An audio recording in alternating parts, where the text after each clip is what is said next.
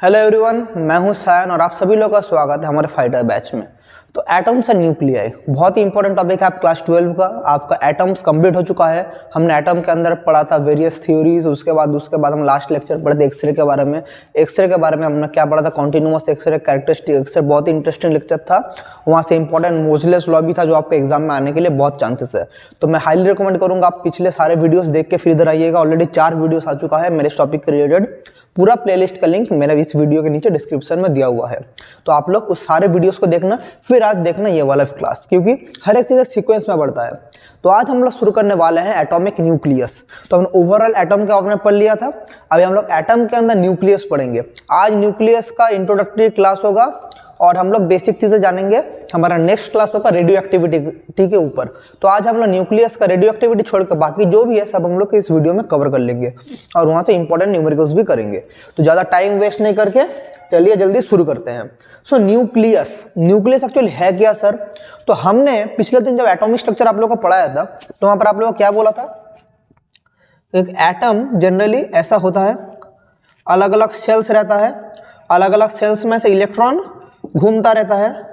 तो एकदम जो सेंटर में जो पॉजिटिव पार्ट जो है न्यूक्लियस का, ये तो नेगेटिव चार्ज है, ये तो नेगेटिव है, तो एकदम सेंटर में जो पॉजिटिव चार्ज जगह है उसी को बोलते हैं न्यूक्लियस। ये क्या है? पॉजिटिव चार्ज, इसको बोलते हैं न्यूक्लियस। तो न्यूक्लियस के अंदर क्या क्या रहता है? इसी को बोलते हैं न्यूक्लियस। न्यूक्लियस के अंदर क्या रहता है? प्रोटॉन और न्यूट्रॉन। न्यूक्लियस के अंदर रहता है प्रोटॉन और न्यूट्रॉन। समझ पा रहे हैं? प्रोटॉन और न्यूट्रॉन रहता है न्यूक्लियस में। अभी हम एक चीज आप लोग को अगर बोलूं, अभी एक एटम और न्यूक्लियस का अगर आप लोग को आइडिया दूं तो बेसिकली क्या आइडिया है आप लोग, उसका सिर्फ कॉन्सेप्ट को समझिए। अगर आप जिस रूम में बैठे, किसी रूम में तो बैठ के पढ़ाई कर रहे हैं, जिस रूम में बैठ के पढ़ाई कर रहे हैं वो पूरा रूम जो देख रहे हैं ना, अगर उसको एटम इमेजिन करेंगे, पूरा जो रूम है इसको अगर आप लोग एटम इमेजिन करेंगे तो ये जो मेरा पेन का टिप है ना, ये है न्यूक्लियस का साइज। समझ पा रहे हैं? आप जिस पेन से भी नोट लिख रहे हैं उस पेन का जो निप होगा ना, उसका साइज बराबर क्या होता है? न्यूक्लियस होता है। ये एटम इतना बड़ा है, न्यूक्लियस इतना छोटा है। लेकिन एक चीज क्या जानते हैं? पूरा एटम का मास कहाँ कॉन्सेंट्रेट होता है? पूरा एटम का जो मास है, पूरा भार जो है एटम का, वो इसी पेन का टिप मतलब इस न्यूक्लियस के ऊपर कॉन्सेंट्रेट होता है। अभी कैसे होता है वो भी हम लोग जानेंगे। बहुत इंटरेस्टिंग पार्ट है, मेरे साथ बने रहिए और देखिए, ऑब्जर्व कीजिए। तो इसको आप लोग समझना पड़ेगा आप लोगों को। तो मैं आप लोगों को रफली एक आइडिया देता हूं। एक एटम का साइज नियरली कितना होता है? आप लोग बोले, मैंने लास्ट लेक्चर में पढ़ाया था। एटम का साइज अप्रोक्सीमेट 10⁻⁻10 मीटर होता है, इसी को बोलते हैं 1 एंगस्ट्रॉम। और न्यूक्लियस का साइज क्या होता है बोलिए तो? न्यूक्लियस का साइज होता है near about 10⁻⁻15 metre, that is 1 fermi. 1 fermi के बराबर होता है। समझ पा रहे हैं? तो एटम का साइज होता है इतना और न्यूक्लियस का साइज होता है इतना। ये हर एक चीज आप लोगों को जानना पड़ेगा। समझ पा रहे हैं? चलिए आगे बढ़ते हैं, आगे बढ़ते हैं। चलिए देख लेते हैं। तो एक एक चीज आप लोगों को भी समझना पड़ेगा, चीजें हैं क्या। न्यूक्लियस के अंदर क्या क्या रहता है?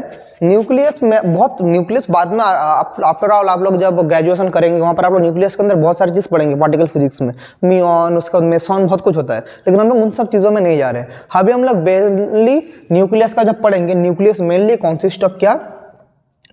न्यूक्लियस के अंदर मेनली क्या होता है?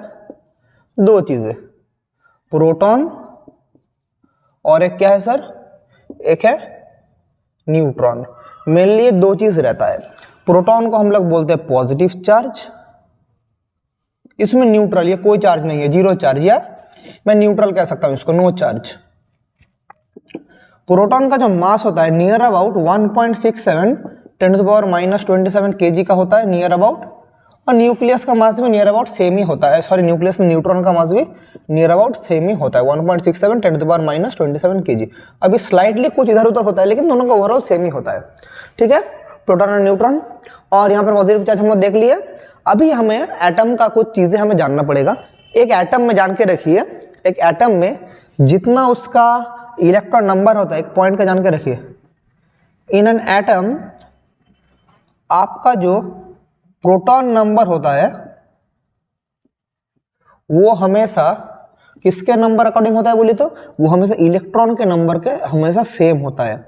इलेक्ट्रॉन का नंबर का हमेशा बराबर होता है। इस क्यों बराबर होता है बोले तो क्योंकि चार्ज कंजर्वेशन का थ्योरी हमें मानना पड़ेगा, क्योंकि जितना नेगेटिव चार्ज होगा उतना ही तो पॉजिटिव चार्ज होगा, इसलिए प्रोटॉन का नंबर भी जितना है न्यूट्रॉन का नंबर भी जितना है। क्योंकि बोलिए क्या बोलिए था, मैंने लास्ट लेक्चर में बोला था प्रोटॉन का चार्ज कितना होता है 1.6 × 10⁻⁹ कूलम, ये पॉजिटिव चार्ज।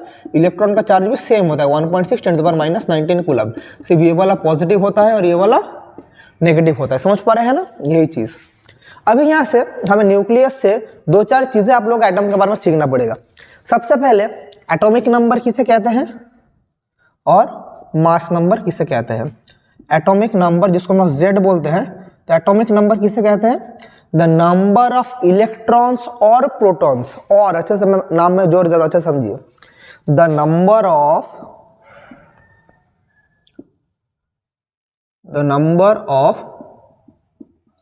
इलेक्ट्रॉन्स और प्रोटॉन्स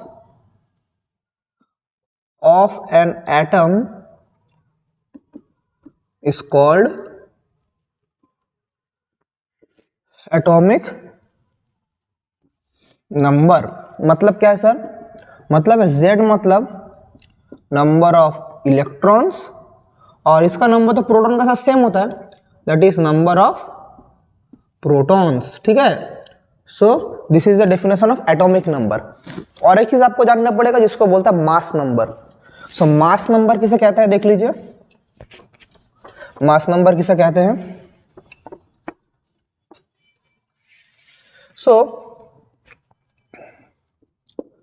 मास नंबर किसे कहते हैं, मास नंबर या ए किसे कहते हैं, मास नंबर है the total number of neutrons and proton. मतलब एक एटम में टोटल कितना नंबर न्यूट्रॉन और प्रोटॉन रहता है उसी को बोलता है mass number. The total number of protons and neutrons, proton and neutrons are called mass number, called mass number. मतलब एक एटम में टोटल न्यूट्रॉन और प्रोटॉन के समेशन को ही बोलते हैं मास नंबर। मतलब क्या चीज है सर, मास नंबर है number of proton plus neutron, और इसी को क्या बोलते हैं बोलिए तो मास ऑफ प्रोटॉन और न्यूट्रॉन को एक साथ बोलते हैं न्यूक्लियन। न्यूक्लियस में रहता है, इसी को बोलते हैं number of nucleons. Sir nucleons का मतलब क्या है, जो चीज जो पार्टिकल्स न्यूक्लियस में रहता है उसी को बोलते हैं न्यूक्लियॉन, जो कि प्रोटॉन और न्यूट्रॉन को एक साथ बोला जाता है न्यूक्लियॉन। समझ पा रहे हैं ना, चलिए आगे बढ़ते हैं। कैमरा में ठीक से आ रहा है, मैं थोड़ा चेक कर लेता हूँ, एक मिनट, कैमरा में ठीक से आ रहा है कि नहीं सब कुछ। हाँ एकदम बढ़िया से आ रहा है। चलिए टोटल नंबर ऑफ न्यूक्लियंस। तो एक चीज देखिए, आप नंबर ऑफ इलेक्ट्रॉन्स और प्रोटॉन्स हम लोग को मिल रहा है एटॉमिक नंबर से, total number of protons and neutrons मिल रहा है हमारा किससे, मास नंबर से। तो नंबर ऑफ न्यूट्रॉन्स किससे मिलेगा, नंबर ऑफ इलेक्ट्रॉन्स और प्रोटॉन्स तो हम यहाँ से मिल गया। तो एक एटम में, अच्छा से मैं स्टार करके लिख दे रहा हूँ, देखिए एक एटम में नंबर ऑफ न्यूट्रॉन्स कैसे निकलेगा बोलिए तो, नंबर ऑफ न्यूट्रॉन्स आप लोग वीडियो का पॉज करके कमेंट करके लिखिए, क्योंकि total number of protons and neutron mass number है, सिर्फ इलेक्ट्रॉन और प्रोटॉन है एटॉमिक नंबर। तो इससे जब इसको माइनस करेंगे तभी तो हमें न्यूट्रॉन नंबर मिलेगा ना, दैट इज A - Z। ये वाला फॉर्मूला से हमें एटम का न्यूट्रॉन नंबर मिलेगा। अभी हम लोग एग्जाम्पल से समझाएंगे कैसे करेंगे। एक एटम को हम लोग कैसे रिप्रेजेंट करते हैं बोलिए तो, एक एटम को हम लोग ऐसे रिप्रेजेंट करते हैं AXZ, जहां पर A क्या है मास नंबर, Z है एटॉमिक नंबर। अभी हम लोग बोलेंगे कैसे रिप्रेजेंटेशन होता है, सब कुछ आप लोगों को मैं सिखाऊंगा। अभी देखिए ये वाला लिखना है तो लिख लीजिए, मैं टाइम दे रहा हूँ, स्क्रीनशॉट लेना है तो ले लीजिए। 1 2 3 4 5 डन, वेरी गुड। चलिए आगे बढ़ते हैं, आगे बढ़ते हैं। अभी देखिए अच्छा समझिए, हम लोग अलग अलग चीज के एग्जाम्पल से स्टडी करेंगे। एक एटम का रिप्रेजेंटेशन कुछ इस तरह का हो रहा है, AXZ कुछ इस तरह से हो रहा है, ऐसा हम लिखते हैं। एज फॉर एग्जाम्पल मैं लिखूं अगर 1H1, हाइड्रोजन का मैं बात बोल रहा हूं, तो 1 क्या है उसका एटॉमिक नंबर, A क्या है उसका मास नंबर है 1, तो न्यूट्रॉन नंबर कितना होगा, न्यूट्रॉन नंबर होगा A - Z दैट इज 0। तो हाइड्रोजन में कोई न्यूट्रॉन नंबर नहीं है, कोई न्यूट्रॉन नहीं, 1H1 है। अगर मैं ऑक्सीजन का बात बोलूं 16O8, तो इसका एटॉमिक नंबर क्या है, नीचे जो है उसका एटॉमिक नंबर, मास नंबर क्या है 16। सो एटॉमिक नंबर Z, तो मतलब प्रोटॉन कितना है 8 तो है, इलेक्ट्रॉन कितना है 8 तो है, क्योंकि जो एटॉमिक नंबर है वही तो उसका प्रोटॉन नंबर इलेक्ट्रॉन नंबर है वही है। तो न्यूट्रॉन का नंबर कितना होगा सर, तो न्यूट्रॉन का नंबर होगा A minus Z, that is 16 minus 8 that is 8। So neutron number हो गया 8। तो इस ऑक्सीजन के एटम में क्या है 16O8 में क्या है 8 प्रोटॉन्स है, 8 न्यूट्रॉन है और 8 क्या है इलेक्ट्रॉन है। समझ पा रहे हैं, चलिए वेरी गुड। अगर मैं पोटेशियम का बात बोलूं 39 के 19, तो नीचे 19 है मतलब एटॉमिक नंबर है 19, ऊपर 39 है मतलब मास नंबर है 39। तो एटॉमिक नंबर 39 है, तो एटॉमिक नंबर 39 मतलब प्रोटॉन कितना है 19, क्योंकि ये 19 है तो प्रोटॉन नंबर 19, ये वाला 19 है तो इलेक्ट्रॉन नंबर भी क्या है 19। लेकिन न्यूट्रॉन नंबर क्या होगा सर, न्यूट्रॉन नंबर होगा A माइनस जेड। तो A क्या है 39, Z क्या है 19 दैट इज 20। सो ये वाला क्या हो जाएगा 20। तो न्यूट्रॉन नंबर कितना हो गया 20 हो गया। और एक एग्जांपल का अगर मैं बात बोलूं, सो देखिए अगर मैं इसका बात बोलूं 35 Cl17 क्लोरीन का मैं बात बोलूं, तो इसका एटॉमिक नंबर कितना हो जाएगा 17, मास नंबर कितना हो जाएगा 35। तो हमारा यहाँ से क्या हो जाएगा बोलिए, इलेक्ट्रॉन नंबर कितना होगा, ये जो होगा वही 17 इलेक्ट्रॉन रहेगा, प्रोटॉन नंबर कितना होगा यही 17 रहेगा, लेकिन न्यूट्रॉन नंबर क्या होगा सर A माइनस जेड। तो A का वैल्यू क्या है 35 माइनस 17 बोलिए कितना होता है 18। तो कितना सारा न्यूट्रॉन प्रेजेंट है 18 न्यूट्रॉन हमारे पास प्रेजेंट है। समझ पा रहे हैं ना, कुछ इस तरह से हमें क्वेश्चंस को समझना पड़ेगा कि इसका रिप्रेजेंटेशन का मतलब ये है। तो किसी भी एटम का रिप्रेजेंटेशन से हम लोग बोल सकते हैं उसके अंदर कितना न्यूट्रॉन है, कितना प्रोटॉन है और कितना क्या बोलिए इलेक्ट्रॉन है। समझ पाए, वेरी गुड। तो ये हम लोग समझ लिए। तो थोड़ी देर पहले आप लोगों को मैंने बोला था ना कि पूरा एटम का जो मास होता है वो न्यूक्लियस में कॉन्सेंट्रेट होता है। तो कैसे होता है अभी हम लोग उसी चीज के बारे में पढ़ेंगे। तो चलिए देख लेते हैं कि मास ऑफ एन एटम कैसे हम लोग डिसाइड करते हैं। Mass of an atom decide करते हैं, लेकिन उससे पहले हम इन दोनों का मास हम लोग थोड़ा कंपेयर करते हैं।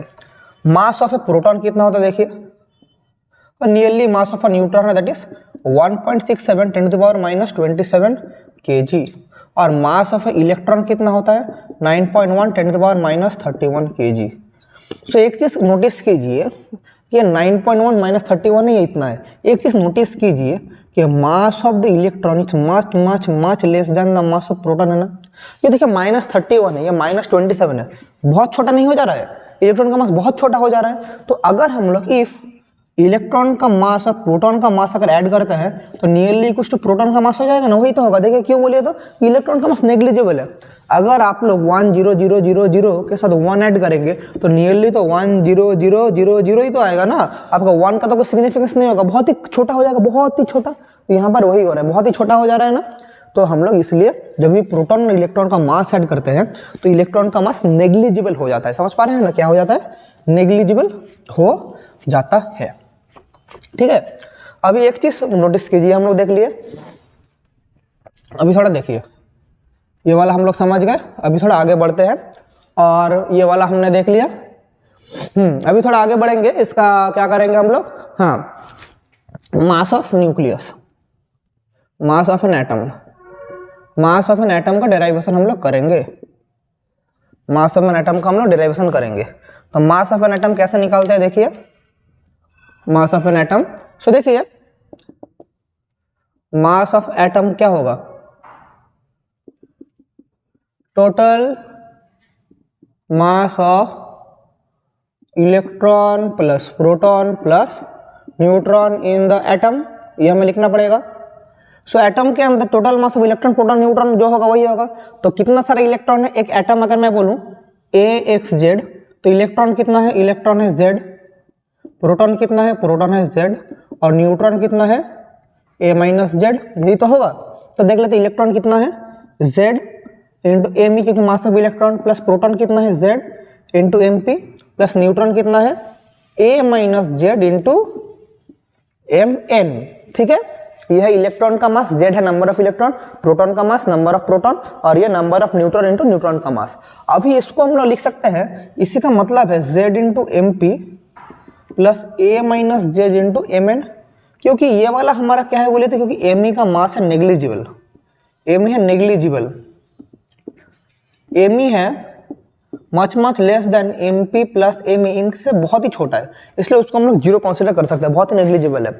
अभी देखिए थोड़ी देर पहले हमने बोला था कि मास ऑफ प्रोटॉन और mass of neutron overall same होता है, तो हमें पता है mass of proton is nearly equal to mass of neutron.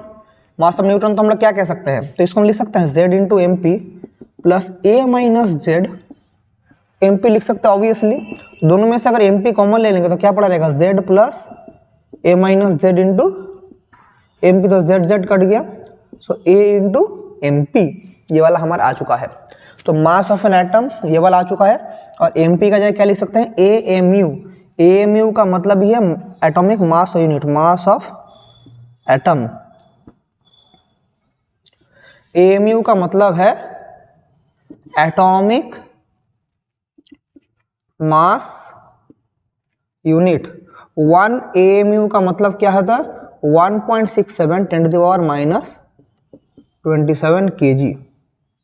1.67 10 to the power minus 27 kg, क्योंकि AMU मतलब एटॉमिक मास यूनिट, और यही होता है हमारा क्या बोले तो एक एटम का मास, AMU। एज फॉर एग्जाम्पल अगर मैं आप लोगों को बोलूँ, ये वाला लिखिए, मैं इधर एग्जाम्पल लिख रहा हूँ।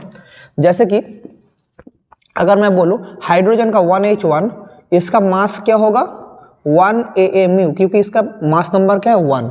अगर मैं आप लोगों को बोलूँ 27 एल्यूमिनियम 13, आप लोगों को मैं इसका बोलता हूँ, तो इसका मास कितना होगा बोलिए तो 25 AMU। जो ऊपर रहेगा वही मास होगा। अगर मैं बोलता 1608, तो इसका मास कितना होता है बोलिए तो 16 AMU, एटॉमिक मास यूनिट, और उसको केजी में कन्वर्ट करेंगे तो इसके साथ हमें मल्टीप्लाई करना होगा। तो ये है हमारा क्या, मास ऑफ एन एटम। समझ गए कैसे हम लोग करते हैं, एटॉमिक मास कैसे कैलकुलेट करते हैं, उसका मास नंबर इनटू AMU, और 1 AMU का मतलब हमारा ये वाला होता है। By this process we calculate atomic mass unit of an या मास ऑफ एन एटम। ठीक है, इसको आप लोग स्क्रीनशॉट लेना चाहते ले लीजिए, फिर हम लोग आगे बढ़ेंगे। सो मास ऑफ एन एटम कैसे निकालते हैं ये भी हमने देख लिया। अभी हम लोग देखेंगे कि इस एटॉमिक नंबर और मास नंबर के अरेंजमेंट से 3 तरह का क्लासीफाई हम लोग कर सकते हैं, जिन्हें हम लोग बोलते हैं आइसोटोप, आइसोबार और आइसोटोन। अब ये 3 चीज है क्या सर, जल्दी जल्दी चलिए देख लेते हैं, जल्दी जल्दी देख लेते हैं। चलिए सबसे पहले हमें जो सीखना पड़ेगा उसको हम लोग बोलते हैं isobar.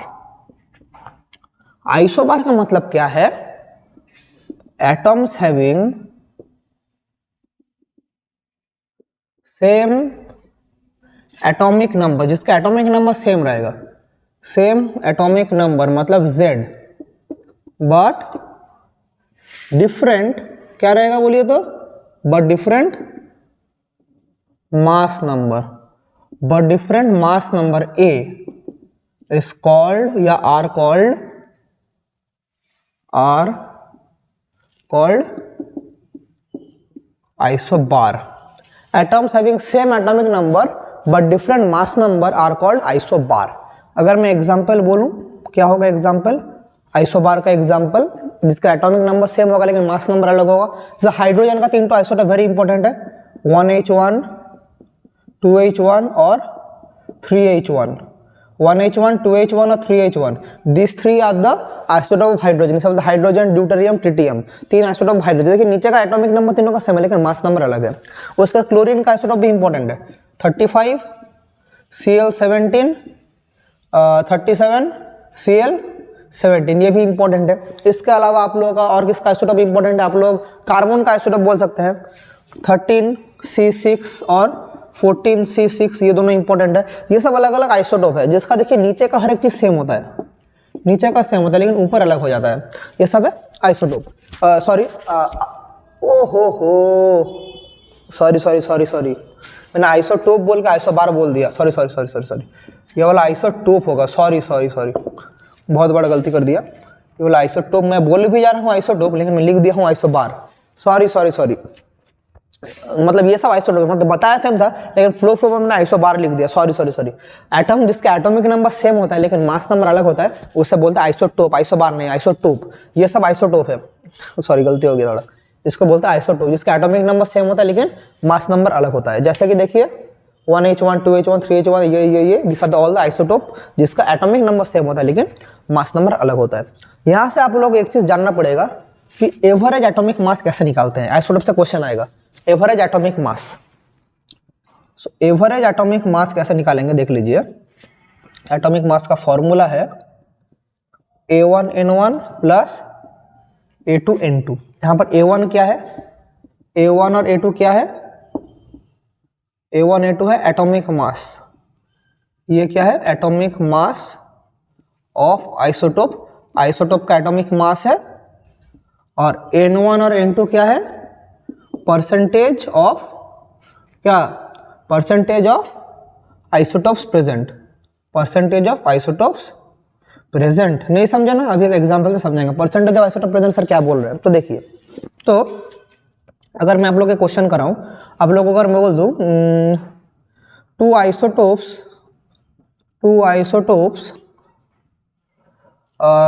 37 Cl17 and 35 Cl17 are present in an atom at 75% and 25% quantity. Find average atomic mass, average atomic mass, ये वाला क्वेश्चन है, ठीक है, एवरेज एटॉमिक मास। तो देखिए दो आइसोटोप क्या है, ये वाला और ये वाला। तो यहाँ से A1 क्या होगा, A1 होगा 37 AMU, क्योंकि 37 क्यों, क्योंकि 37 इसका एटॉमिक नंबर है, मास नंबर है सॉरी। एंड A2 क्या होगा 35 AMU होगा ना, क्योंकि ऊपर इसका देखिए 35 है, ठीक है। N1 क्या होगा 75%, 75% मतलब 75/100 दैट इज 3/4। N2 क्या होगा 25% दैट इज 25/100 दैट इज 1/4। तो हमारा एवरेज मास क्या हो जाएगा, देयरफॉर एवरेज एटॉमिक मास क्या हो जाएगा सर, A1N1 प्लस A2N2, ये वाला होगा। दैट इज A1 का वैल्यू कितना है सर 37, तो 37 इंटू 3/4 प्लस 35 इंटू 1/4, यही होगा ना। तब देख लेते हैं क्या होगा, देखिए इसको जब सॉल्व करेंगे तो 37 4 9 जो 36 होता है, 1 4 2 जो 8 9.25 हो रहा है। और इसको काटेंगे तो 4 8 जो 32, 4 8 जो 32 होता है। उसके बाद बोलिए क्या होता है 4 8 जो 32, 32 के बाद 3 आता है, 4 7 जो 28, 58.75 हो रहा है। सो इसको जब मल्टीप्लाई करेंगे 3 के साथ, 3 5 जो 15, 7 3 9 जो 27 प्लस 8.75, दोनों को ऐड करेंगे होगा 5 5 10, 7 7 14, 1 15, 1 8 8 16, 1 36.5 AMU। तो this is the required average atomic mass. Camera में आ रहा है लास्ट तक, मैं थोड़ा चेक कर लेता हूँ कैमरा में आ रहा है कि नहीं लास्ट तक, एकदम लास्ट तक बढ़िया से आ रहा है, हाँ एकदम बढ़िया से आ रहा है। दैट इज 36.5 AMU ये हमारा आ चुका है, समझ पा रहे हैं ना। तो यह है एवरेज एटॉमिक मास, ये वाला वेरी वेरी इंपॉर्टेंट है, कैसे हम लोग देखते हैं, वेरी वेरी इंपॉर्टेंट है, इसको नोट डाउन कर लीजिए, ठीक है। तो चलिए हम लोग आगे बढ़ेंगे, यहाँ तक समझ गए, वेरी गुड। तो आइसोटोप हम लोग समझ गए, अगर स्क्रीनशॉट ले लीजिए, मैं हट जा रहा हूँ, स्क्रीनशॉट ले लिए, ठीक है। अभी हम लोग जो आइसोबार पहले गलती से लिख दिया था, अभी हम लोग उसी चीज को पढ़ेंगे कि आइसोबार क्या है। तो चलिए देख लेते हैं व्हाट इज आइसोबार। आइसोबार को समझ लेते हैं, चलिए। सो नंबर 2, सो मैं इधर थोड़ा मिटाऊंगा तो फिर ही हो जाएगा, देखिए इसको बोलेंगे number 2 that is isobar having same mass number but different atomic number, but different atomic number are called iso. यहां पर क्या हो जाएगा आइसोबार, मतलब इसका ठीक उल्टा, आइसोटोप जैसे ऊपर वाला अलग था, इधर ऊपर वाला सेम रहेगा लेकिन नीचे वाला अलग, मतलब मास नंबर सेम रहेगा, देखिए मास नंबर सेम रहेगा लेकिन एटॉमिक नंबर क्या होगा अलग, एटॉमिक नंबर होगा अलग। अगर मैं एग्जांपल बोलूं पूरा कॉन्सेप्ट क्लियर हो जाएगा। दैट इज देखिए अगर मैं बोलूं 14N7 और 14C6 दोनों का देखिए मास नंबर सेम है लेकिन एटॉमिक नंबर अलग है, इसे बोलेंगे isobar.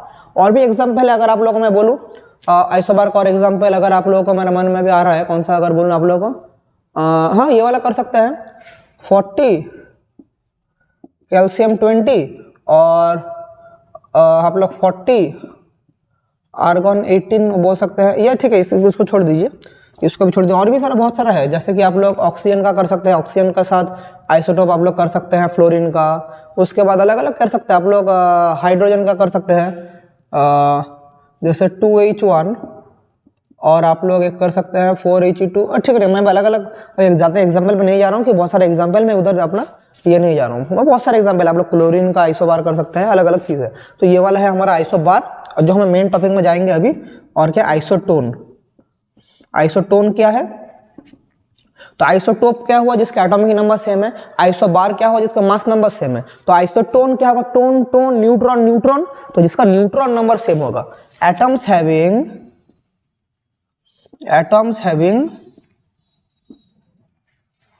Same number of neutrons are called isotones. Atoms having same number of neutrons are called isotones. Example अगर बोले, अगर 39 पोटेशियम 19 और 40 कैल्शियम 20 करते हैं, देखिए इनका न्यूट्रॉन नंबर क्या होगा? 39 माइनस 19 दैट इज 20। इसका न्यूट्रॉन नंबर क्या होगा? 40 माइनस 20 दैट इज 20। समझ पा रहे हैं ना? इन चीज़ों को बोलते हैं न्यू आइसोटोन। आइसोटोन इसे बोलते हैं, समझ पा रहे हैं ना? ठीक है, तो हमने ये समझ लिया कि अलग अलग एटम का चीज़ें क्या क्या होता है। तो आइसोबार, आइसोटोन, आइसोटोप तीनों हम लोग समझ लिया। इसके बाद हम लोग निकालेंगे क्या, बोलिए तो, density of an atom. Atom का डेंसिटी कितना होता है सर? तो हम लोग उसी चीज़ को देखेंगे। ये सब समझ गया, लिख लिया, अभी हम लोग मिटाते हैं। हर एक बेसिक चीज़ को आप लोग कराऊंगा। ये सारे चीज़ें बच्चे क्या करते हैं, बचपन में तो ये सब चीज़ें पढ़ाई एक बार था, लेकिन बचपन में इन सब चीज़ों को मिस कर देते हैं। इसलिए मैं बाकी हर एक चीज़ को, इसलिए मैं जल्दी जल्दी एक बार करके रिकैप आप लोगों को करा दे रहा हूँ। बहुत सारे बच्चों का ये सब दिमाग से निकल चुका है, इसलिए मैं आप लोगों को करा दे रहा हूँ ये सब। ठीक है, चलिए इसका बाद हम लोग निकालेंगे density of A nucleus. Density of nucleus, इसका मतलब क्या है? Mass of nucleus by volume of nucleus. और रुकिए एक मिनट, वॉल्यूम बोलने से पहले आप लोगों को मुझे रेडियस का रिलेशन आप लोगों को बोलना पड़ेगा। एक मिनट चलिए रुक, पहले मैं रेडियस थोड़ा बोल देता हूँ, उसके बाद ही डेंसिटी कर पाऊंगा। डायरेक्ट डेंसिटी कराऊंगा तो आप लोग समझ नहीं पाएंगे, पहले डेंसिटी ऑफ न्यूक्लियस करवाना पड़ेगा। तो रेडियस ऑफ न्यूक्लियस क्या है, पहले हम लोग इसे देखते हैं। Radius of nucleus, radius of, जैसे हमने मतलब एटम का रेडियस का याद कीजिए कैसे किया था, R=R0। बोलिए R0 हमें रेडियस निकला था, R0 जहाँ पर हमने बोर रेडियस निकला था 0.53, R=R0 इंटू Z/n हमने ये वाला रेडियस निकाला था उधर वहाँ पर। तो वहाँ पर हमने R0 बोला था बोर रेडियस। तो इधर न्यूक्लियस का कुछ अलग बात है, देखिए।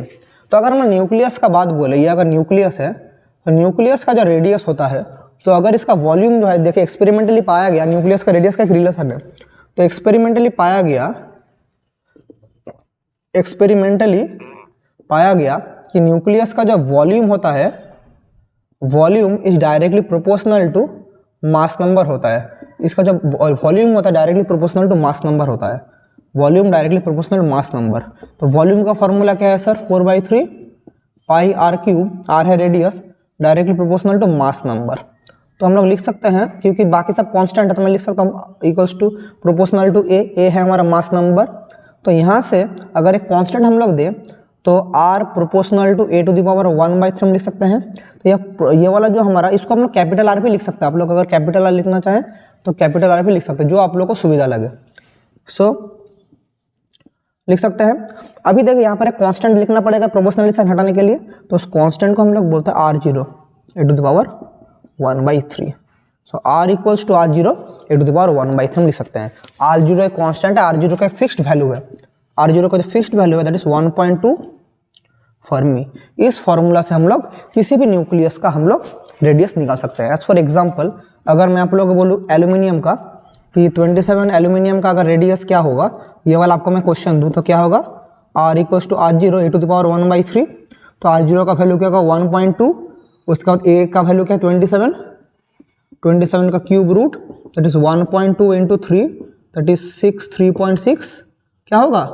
फर्मी में आंसर आएगा। यहाँ मतलब फर्मी याद कीजिए, मीटर में नहीं, 3.6 फर्मी। इसी का मतलब है 3.6 10⁻⁻15 मीटर। तो रेडियस का रिलेशन कुछ इस तरह से हम लोग निकालते हैं। स्क्रीन में देखना चाहते हो तो देख लीजिए, ये फॉर्मूला है हमारे न्यूक्लियस का, ठीक है। तो अभी हम लोग आगे बढ़ेंगे। तो हमने देख लिया कि रेडियस ऑफ न्यूक्लियस हमने कैसे निकाला, ये वाला समझ लिए, बहुत बढ़िया। अभी हम लोग आगे बढ़ेंगे, ये वाला देख लिए। अभी हम लोग वापस आएंगे उसी डेंसिटी ऑफ न्यूक्लियस में, वही डेंसिटी जो बाकी था, डेंसिटी ऑफ न्यूक्लियस में हम लोग वापस आएंगे। चलिए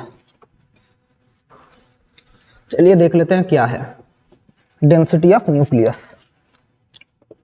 सो अभी कॉन्सेप्ट अच्छे से क्लियर होगा। देखिए density of nucleus, density of nucleus का मतलब ही क्या है, mass of nucleus, mass of nucleus by volume. Mass का मतलब क्या है, AMU। वॉल्यूम का मतलब क्या है, 4/3 पाई आर क्यूब, ये इसका वॉल्यूम है। AME/4/3 pi are cube. तो देखिए मैं लिख सकता हूँ AMU का मतलब क्या है, 1.67 10⁻⁻27 kg में लिख ही सकता हूँ, नो प्रॉब्लम, क्योंकि 1 AMU का मतलब वो है। अभी मैं kg को हटा दे रहा हूँ, मैं भी जो लिख रहा हूँ उसे लिखिए। 4/3 पाई आर क्यूब। देखिए आर का वैल्यू क्या है, R0 A⁻1/3 अभी हमने किया था। तो आर क्यूब का वैल्यू क्या हो जाएगा, R0 क्यूब A, ये वाला होगा। यहाँ पर क्या हो जाएगा, R0 क्यूब इंटू A। तो R0 का वैल्यू क्या है, 1.2 फर्मी, दैट इज 1.2 10⁻⁻15 मीटर। तो ये वाला होगा। तो सारे वैल्यू मैं पुट कर दूंगा, A तो कैंसिल आउट हो गया। तो देखिए 1.67 10⁻⁻27 बाई 4/3 पाई 1.2 10⁻⁻15 होल क्यूब हम लोग लिख सकते हैं।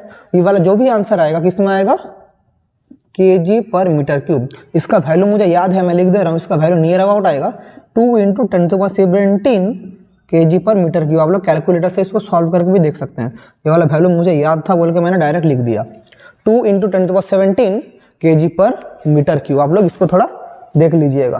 तो this is the density of nucleus. तो मैं बोल रहा था ना कि एटम का पूरा जो मास है न्यूक्लियस में कॉन्सेंट्रेट होता है ना। तो देख लीजिए न्यूक्लियस की डेंसिटी कितना निकल गई, इतना हाई डेंसिटी। इतना हाई डेंसिटी मतलब इतना बड़ा जो एटम है ना, पूरा जो उसका मास कहाँ कॉन्सेंट्रेट बोले थे, न्यूक्लियस में कॉन्सेंट्रेट है। इसलिए न्यूक्लियस का मास देखिए इतना 2 × 10⁻17 kg पर मीटर क्यूब।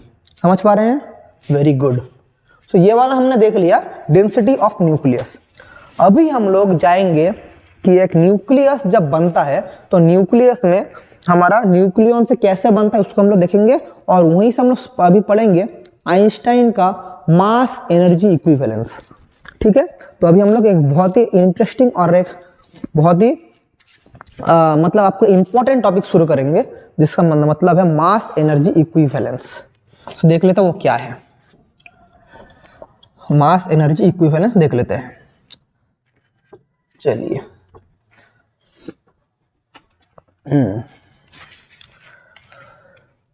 सो mass energy equivalence. Mass energy equivalence का पहले हमें आप लोगों को बताना पड़ेगा मास क्या है। सर आप सभी लोगों को पता है कि मास क्या है? अगर मैं आप लोगों को मास का डेफिनेशन पूछूं, कोई बोल पाएंगे मास क्या है? एक्चुअली मास का डेफिनेशन अलग अलग लोग अलग अलग चीज बोलते हैं। प्रॉपरली अगर मास का मैं डेफिनेशन बोलूं, मास का मतलब है amount of matter present in a substance. एक सब्सटेंस में कितना मैटर है उसी को बोलते हैं क्या, बोलिए तो मास बोलते हैं। एक सब्सटेंस में कितना मैटर है उसी को बोलते हैं मास। ये है फिजिक्स का भाषा में मास का definition. According to Einstein, mass is the amount of matter present in a substance, ठीक है। अभी मास एनर्जी इक्विवेलेंस क्या है सर? मास एनर्जी इक्विवेलेंस यही कहता है कि हमारे पास अगर कहीं पर कोई एनर्जी कन्वर्ट होता है, एनर्जी और मास दोनों इंटर कन्वर्टिबल है। मतलब मास कन्वर्ट होता है एनर्जी में, एनर्जी कन्वर्ट होता है किसमें, मास में। तो मास एनर्जी इक्विवेलेंस में यही बोलता है कि mass and energy are convertible. मतलब क्या है, मास और एनर्जी आपस में कन्वर्ट होता है। तो मतलब क्या है, इफ ए पार्टिकल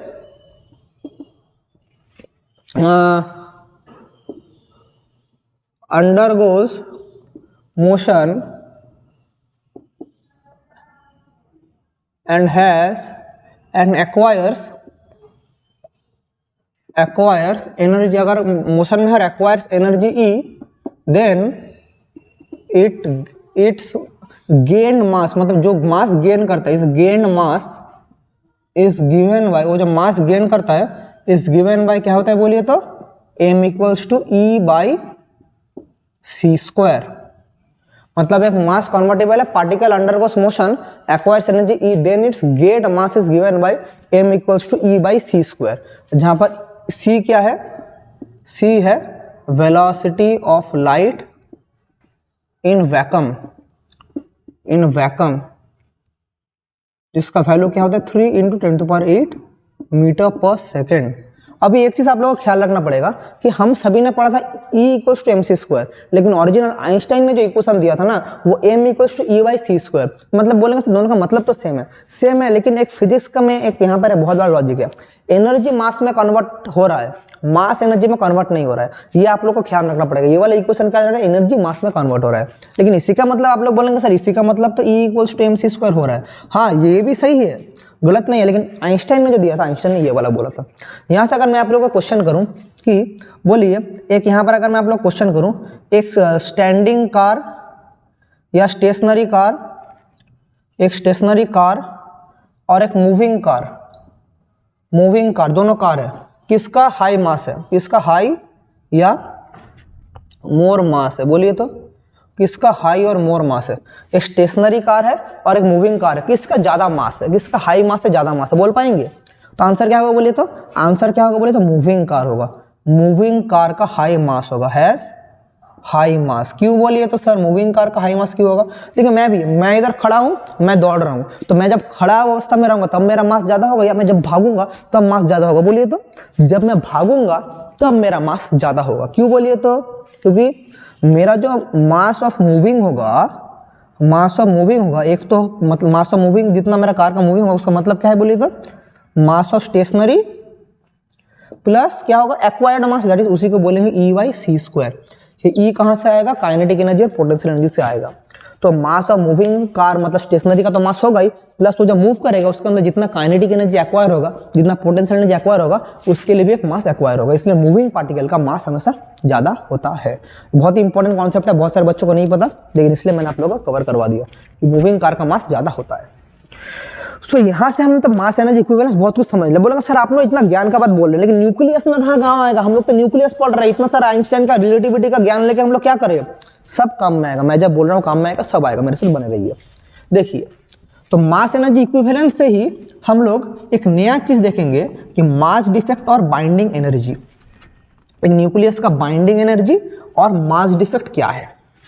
देखिए क्या होता है मास डिफेक्ट और बाइंडिंग एनर्जी। देखिए अगर हमारे पास न्यूक्लियॉन्स प्रेजेंट है, जैसे न्यूट्रॉन, प्रोटॉन, न्यूट्रॉन, प्रोटॉन, या प्रोटॉन, न्यूट्रॉन, प्रोटॉन अलग अलग प्रेजेंट है। ये सब जब कॉम्बाइन होकर एक न्यूक्लियस बनता है, अलग अलग प्रोटॉन न्यूट्रॉन मिलके न्यूक्लियस बनता है। ये सब क्या है? न्यूक्लियॉन्स, और इसे बोलते हैं न्यूक्लियस, इसे बोलते हैं न्यूक्लियस। जब न्यूक्लियॉन्स मिलके न्यूक्लियस बनता है, तब देखा जाता है कि न्यूक्लियन में और न्यूक्लियस में न्यूक्लियॉन्स का मास ज्यादा होता है। मतलब जब भी हमारा न्यूक्लियन मिलके एक साथ कॉम्बाइन होकर न्यूक्लियस बनता है, थोड़ा मास कम जाता है। लेकिन क्या होना चाहिए था, जब न्यूक्लियॉन्स, देखिए मेरे पास न्यूक्लियॉन्स प्रेजेंट है, जब ये सारे न्यूक्लियॉन्स मिलके एक न्यूक्लियस बनता है तो दोनों का मास तो सेम होना चाहिए था। लेकिन देखा गया जब न्यूक्लियस में बनता है थोड़ा मास रिड्यूस हो जाता है। जो मास रिड्यूस हो गया उसी को बोलते हैं मास डिफेक्ट। तो बोलेंगे सर मास डिफेक्ट है क्या? तो मैं इधर डेफिनेशन लिख दे रहा हूँ। देखिए मास डिफेक्ट है क्या, डेल्टा एम हम लोग इसे डिनोट करते हैं। Mass defect is the difference in the mass of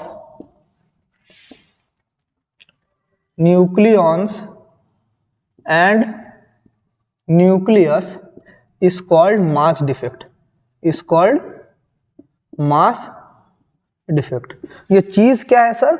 ये चीज का मतलब समझिए, मैं लिख दे रहा हूं इधर, व्हेन न्यूक्लियॉन्स कॉम्बाइन, क्या बोलिए तो, combine to form nucleus, some, बोलिए क्या होता है, some mass is reduced, some mass is reduced, इसको कॉम्बाइन करने के लिए reduced due to energy loss, मतलब वही मास रिड्यूस होकर वही एनर्जी बना रहा है जो एनर्जी इसमें कॉम्बाइन करके रख रहा है, उसी एनर्जी को बाद में बोला जाता है बाइंडिंग एनर्जी। हम लोग उसी को पढ़ेंगे, लेकिन उसका पहले मास डिफेक्ट का सर फॉर्मूला क्या होगा।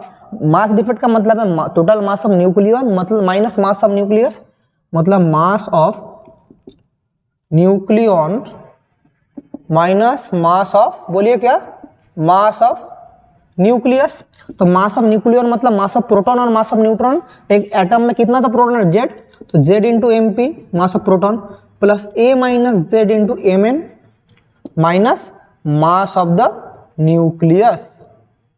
This is the formula of mass defect. बोलेंगे सर मास ऑफ प्रोटॉन और न्यूट्रॉन तो सेम रहता है, हाँ सेम रहता है, लेकिन यहाँ पर हम लोग सेम नहीं करेंगे। यहाँ पर एक्यूरेट वैल्यू जो क्वेश्चन में दिया रहेगा वही वैल्यू हम लोग बिठाएंगे। हम लोग अभी आगे आके आप लोग क्वेश्चन भी कराऊंगा मैं, तब आप लोग इसको ज़्यादा समझ पाएंगे। और एक चीज़ है बाइंडिंग एनर्जी, जो इसको बाइंड करके रखता है।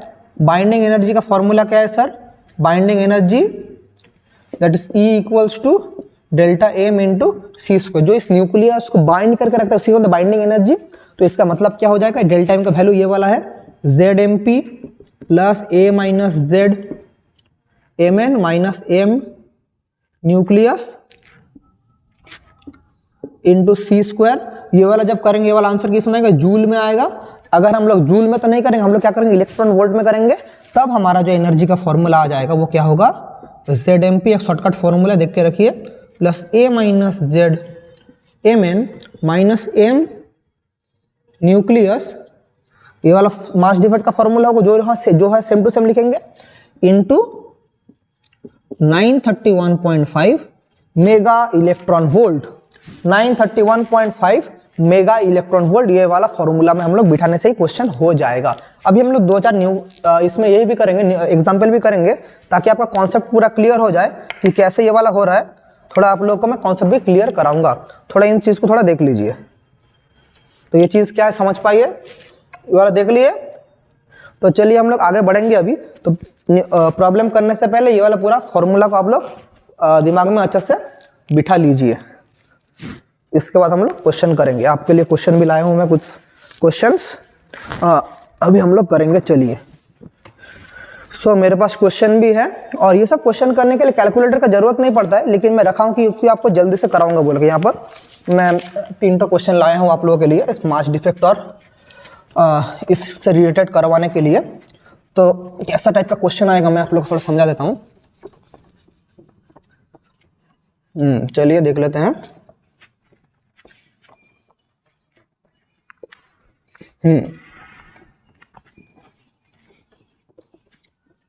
चलिए क्वेश्चन नंबर 1।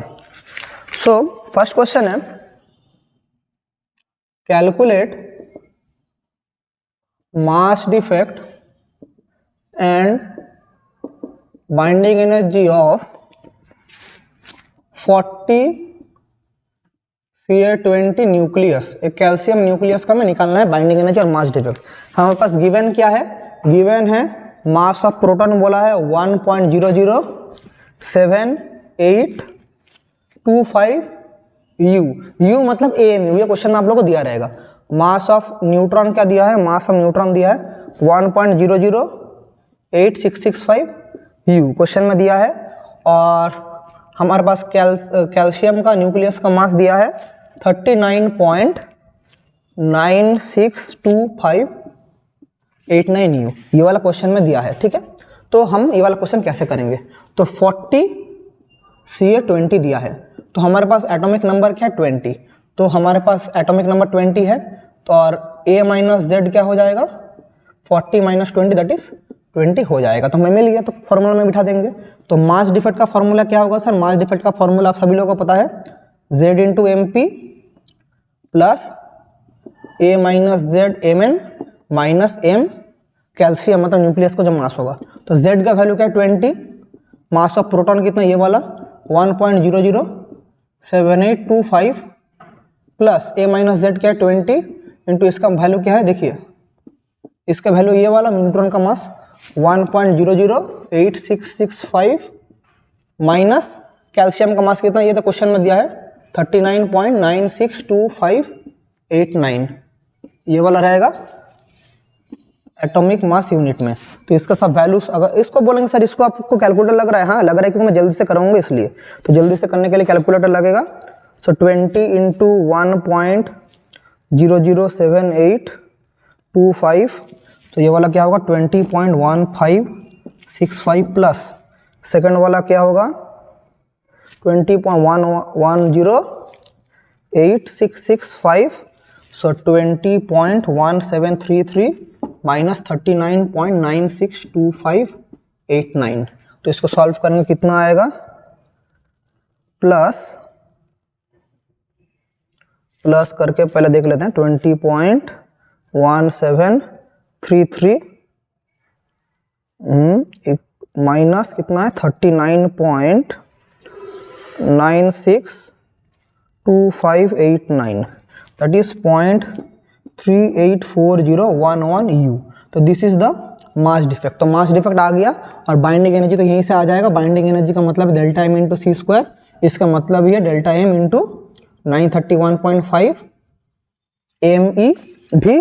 तो करेंगे तो क्या होगा, देखिए इसके साथ अगर मल्टीप्लाई करेंगे 0.384011 इंटू 931.5, दैट इज कितना हो जाएगा into 931.5, that is 357.706 mega electron volt. ये वाला हमारा आंसर आ चुका है, समझ पा रहे हैं ना, इस तरह से हम लोग करेंगे। तो इसको अगर स्क्रीनशॉट लेना चाहे ले लीजिए और एक क्वेश्चन करते हैं तब तक। ये वाला कैल्शियम का था। सिमिलरली अगर मैं क्लोरीन का बोलूं, अगर मैं बोलूं क्लोरीन का, सिर्फ ये वाला मेरा चेंज हो जाएगा कि ऑफ क्लोरीन 35 Cl17 और एम क्लोरीन का वैल्यू कितना दिया है, क्लोरीन का वैल्यू बोला है 34.98 U। तो हम देख लेंगे इधर क्लोरीन का दिया है तो क्या क्या चेंज होगा, तो हम लोग उन सब चीज़ों को इधर चेंज कर लेंगे। सो देख लेते हैं क्या क्या होगा इधर, जब भी क्लोरीन का बोला है तो क्या चेंज इधर करना पड़ेगा, देख लेते हैं। देखिए सेम टाइप का क्वेश्चन है। तो क्लोरीन के लिए क्या बोले 35 Cl17, तो Z कितना है 17, A माइनस जेड मतलब 35 माइनस 17, दैट इज कितना, तो 18 होता है, ठीक है। सो यहाँ पर ZMP, तो Z का वैल्यू क्या है 17, मास ऑफ प्रोटॉन तो सेम ही रहेगा 1.007825 प्लस A माइनस जेड का वैल्यू कितना है 18 इंटू ये वाला कितना है न्यूट्रॉन का वैल्यू, ये वाला है 1.008665 माइनस कैल्शियम, सॉरी यहाँ पर क्लोरीन हो जाएगा, क्लोरीन का वैल्यू कितना है ये वाला, दैट इज 34.98 U। अभी सारे वैल्यूज को मैं मल्टीप्लाई करके बिठा दूंगा, देख लेते हैं क्या होता है। मैं डायरेक्ट आंसर लिख रहा हूँ। सो क्या है 17 इंटू 1.00782 17.133025। हाँ यहाँ पर आप लोग कोई भी राउंडिंग ऑफ मत करना, जो वैल्यू निकल रहा है पूरा वैल्यू लिखना, समझ पा रहे हैं, पूरा वैल्यू लिखना, कोई भी राउंडिंग ऑफ मत करना। 18 इंटू 1.008665 दैट इज 18.15597 माइनस 34.98, तो इसका वैल्यू क्या आएगा। सो डायरेक्ट मैं लिख सकता हूँ डेल्टा एम का वैल्यू क्या आ रहा है प्लस 17.133025, ये आ रहा है माइनस 34.98, दैट इज 0.308995 U। एक चीज़ मैं आप लोगों को बोल दे रहा हूँ, बाई चांस अगर कभी यहाँ पर माइनस आ गया, अगर बाई चांस कभी भी माइनस आ गया तो मतलब आप यहाँ पर कुछ गलत कर रहे हैं, तो यहाँ पर नोट डाउन करना, कभी यहाँ पर माइनस नहीं आएगा, इसको आप लोग को ध्यान में रखना पड़ेगा। तो delta M into C square, तो डेल्टा एम का वैल्यू क्या है 0.308995 इंटू 931.5 करेंगे तो कितना होगा इंटू 931.5, दैट इज 287.8288425 MeV। तो ये है हमारा बाइंडिंग एनर्जी। तो इस तरह से हमें क्वेश्चंस को सॉल्व करना पड़ेगा। आई होप आप लोग का दिमाग में घुस रहा है कैसे मैं इन सब चीज़ों का कर रहा हूँ। ठीक है, तो आगे और भी प्रॉब्लम हम लोग करेंगे, लेकिन ऑलरेडी वीडियो बहुत बड़ा हो चुका है, इसलिए और मैं वीडियो को बड़ा नहीं करूँगा। तो आज का क्लास हम लोग यहीं पर एंड करेंगे। इसको अगर स्क्रीनशॉट लेना चाहते हो तो ले लीजिए, पूरा स्क्रीनशॉट अच्छा से ले लीजिए, आपको मैं टाइम दे रहा हूँ, ले लिए, बहुत बढ़िया। तो यहीं से हम लोग नेक्स्ट दिन क्लास कंटिन्यू करेंगे। तब तक के लिए आप सभी लोग को बेस्ट विशेस और थैंक यू।